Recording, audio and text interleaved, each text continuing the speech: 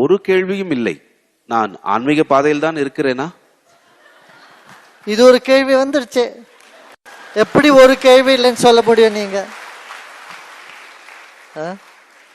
கேள்விகளை அதிசயமா ஆச்சரியமா அதிசயமா மாத்தணும். கேள்வி எப்படி வளைஞ்சிருக்கும், அதிசயம் அப்படி நேரம் நிமிர்ந்திருக்கும். அதனால ஒடங்கி இருக்கிற உயிரை நேரமா எடுத்துட்டு வர்றதுதான் அதிசயம், ஆச்சரியம். ஆச்சரியமா என்ன சொல்ல, ஆச்சரியம். அதனால கேள்விகளை ஒரு அதிசயமா ஆச்சரியமா மாத்தணும். அது மாத்துறது தான் யோகா. யோகாவோட ப்ரிஃபேஸ்க்கு என்ன சொல்லுவோம்? முன்னுடி, முன்னுரை. யோகத்தின் முன்னுரை எதுன்னா ஆச்சரியம், அதிசயமா. இந்த உலகத்துல இருக்கிற அதிசயம் எல்லாம் கண்டு அப்படியே